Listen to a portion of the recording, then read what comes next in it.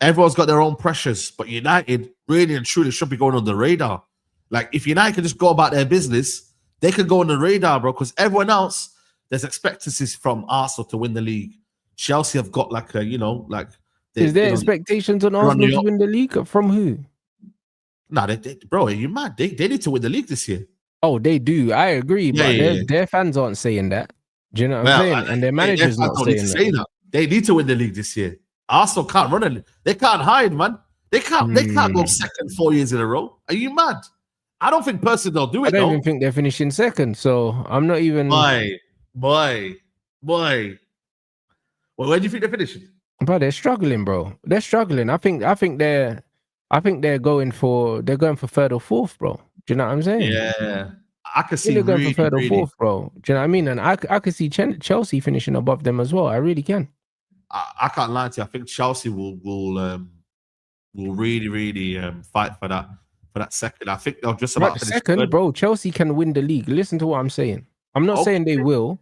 They can win it, bro. They're dark horses. I'm not sleeping on Chelsea's ability to win this Premier League, bro. Chelsea's biggest problem is consistency. We'll see whether they can show consistency for the stretch of the league. However, in their last 20 games, they've shown consistency. They've shown it. They didn't show it in the first half of last season, but the second half of last season, they've shown, that the consistency is coming. And then they've strengthened on top of that. And what they've done is the players that haven't performed, they haven't fucked around with them, bro. They've moved them on, bro. Do you know what I mean? Like, this is what you're supposed to do. Any player that's not pulling their weight or not playing to the level expected, all right, on your bike, mate. Yeah. That's it. Do you know what I mean? So, bro, I think that they're in the combo. I think people are sleeping on them. Everyone's anointed like the Galacticos and the shoe-ins for the league next season. I do not think so. I've got Liverpool as favourites, but I get what you mean. It's going to be a tight league. I said to I think Liverpool are favourites, but I don't think they're a shoe-in like people are making them to be. People are making it out like they're going to run away with it, like last season. I don't think there's clear favourites. I don't think there's outstanding favourites. I think for me, this year, when I look at the league, I think you're going to get like early 80s, like 83, 82. I don't think we're going to get 90 season points. You know what I mean? I think now the league is more competitive. I think teams are going to lose more. I think this season more than ever. Agree. And I'm not going to lie to you. Chelsea might. The thing is with me, I think Chelsea will start off the season on fire. I've made that prediction where I think they don't even leave London, bro. Bro, they haven't missed a step since the end of last season. They went straight into the Club World Cup and just picked up where they left off, bro. Do you know what I mean? And won that. Do you know what I'm saying? Like, I can't lie. The way they beat PSG was impressive. Like, because we seen PSG play other English teams in the Champions League, bro. You know what I'm saying? And struggle. And Chelsea just fucking punched them up like relentlessly, bro. Like, so you have to kind of respect what they can do on their day, innit? But it's whether they can do it every week. Yeah, 100%. Like I said to you, I don't think they finish.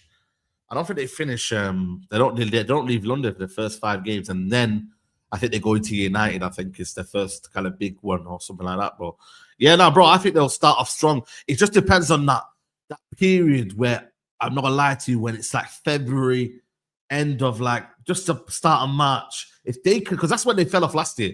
That period there, they just ran out of juice. They ran out of juice. You see what I mean? If they could just manage that, bro, because everyone was talking them like they were in the title race last year. Let's be honest, they were. If they could just manage that period there, I think for me, they can be a dark horse for me personally. Yeah, anyway. I wouldn't even call them dark horses. I think they spent too much money to be dark horses. Do you know what I mean? I think that people just need to understand that they're there, innit?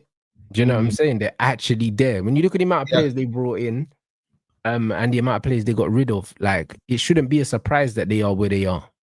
But people need to take them seriously now. Like, do you know what I'm saying? Like, they're a serious threat. João Pedro.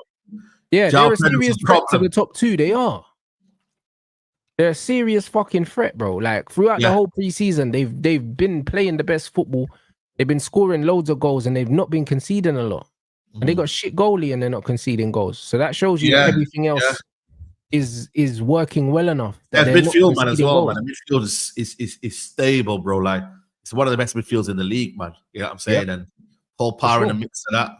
And then they got João Pedro up front, Esteval, and whoever on the left-hand side. So they're adding, man. They're adding to their team, bro. So I think as well, like they got depth as well, bro. The depth is ridiculous, but man. this is the main thing. Yeah, this is the man. main thing. When you look at teams like Liverpool, you know, Liverpool need their centre back. Obviously, they've been linked to Guehi because if they don't get him, they get one injury to centre backs. It's peak. Do you know what I'm saying? Like Kirkes, good intense player, but if he gets injured and Robertson's got to play like 4 or 5 games in a row, Robbo's legs are cooked.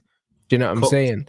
So there's little things where you could say if there's an injury to certain players, they might say, right, if they lose Gravenberch, then they're back to playing Endo or something, or they're playing with no DM or something like that. But they play Szoboszlai in the DM. Are you mad? You see what I'm trying to say? So when you look at Chelsea, it's like, bro, like they've got replacements for all the injuries already. It's only really the centre back, Colwell being injured, and I believe that they'll bring in someone else. Hato in it.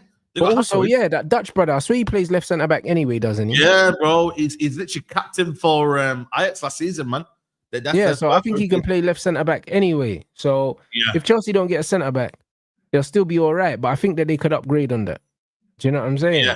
Yeah, 100%, bro. Like that's why I'm surprised they maybe never went for Guehi. You know what I mean? Just to get him on a 30 million, bro. If he's 30 million, I would have maybe explored that, but they didn't. I think they're kind of comfortable what they have. I think they've got Badiashile, Chalobah. They've got I think who else? Fofana as well, who's not been playing for the last couple of years. That might be a little bit of an issue, but when you've got a midfield that's so good, and you've got Caicedo's basically a centre back, innit, really? Because the guy is always there, innit?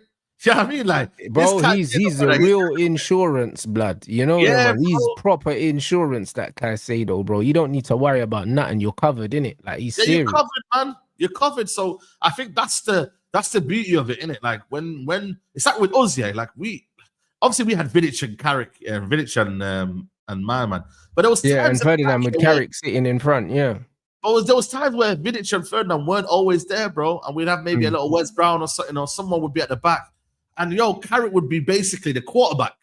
Yeah, you know what I mean? He'd just be shifting and doing what he needs to do. So when you've got someone like that that's just good on the ball and he shields the defense, bro, like you don't need really the defense to be that good. Problem is though, if you haven't got that, and that's why Liverpool were getting cooked against Crystal Palace. You seen it? All of a sudden, you don't have a Gravenberch there. Their midfield is dusted. I ain't gonna lie to you, bro. Like McAllister needs. But this is what I'm trying to say, bro. Like, as much as people are making out that they're a shoe-in to win the Premier League, there's still loads of places that they could reinforce, bro. Do you know what I mean? Gravenberch had a good season last season, but he's not a 6, innit? And cool, he did a job last season. But if you lose him at any point this season and you still got Endo there, all of a sudden it don't look great, especially with Florian Wirtz, who's not a physical presence in midfield. So your midfield's less robust than last season anyway. Do you know what I'm saying? Because you don't have the third man. Last season it was Gravenberch, McAllister, and then they had Szoboszlai as well. You know, like that. So you're losing a bit of physicality with Wirtz. So if you're losing a bit of physicality in there, you're fucked if you lose McAllister or Thingy. Do you get what I'm saying? Because you don't have the extra intensity in that midfield. Wirtz is going to give you a lot of creativity, but he's not going to give you the physicality that Szoboszlai gives you. And Szoboszlai, I don't rate him, but he's an engine though. Yeah, he's an engine. Like he's an engine though. Yeah. I hear what you mean. You know what I mean? So there's loads of places where I look at it and I'm like, yo, if they have a complete injury-free season and things work out well, they can be amazing. But they're going to play a lot of fucking games, blood. Bro. You know what I'm saying? So we just don't know. You don't know. That's why you got to prepare, man. Them. You feel me? Like, I think when you look at our squad, even our squad, like, I think there's a very, very good 11, and then you got like Mason Mount, Xerxes. I think there's some good depth in the squad. Yeah. So I think there is, but it depends on the system we play, bro. Like if we play the right system, we could have a scenario where you got Ugarte, you got Casemiro, you got Bruno, you got fucking Mount, you got Maguire, you got Sesko or Xerxes, all on the bench. Like, bro, that's decent depth. Like, what are we talking about? Yeah. Imagine we played a 4-3-3, would have been more better, man. But that's what I'm saying. If we played a 4-3-3 and we got Baleba in, and we played a Baleba and Kobe double pivot, with Ahmad in the 10. Yeah. Because Ahmad can do the 10 job that Wirtz does at Liverpool. Of course he can. I'm not saying he's as good as Florian Wirtz, but he can do that drifting, getting on the ball, bringing people into the game. That's his natural game anyway. Yeah. Do you know what I'm saying? So you could easily do that. You could easily do that free. Or you could do Belaber and Cass. Or you could do Belaber and fucking Ugarte and play Bruno in the 10. And then you got Kobe on the bench. You got Ahmad on the bench. Do you know what I'm saying? Or you can rotate it and play Ahmad on the right and rest Mbumo if you need to rest him and then bring him off the bench, bro. We've got depth, Yeah,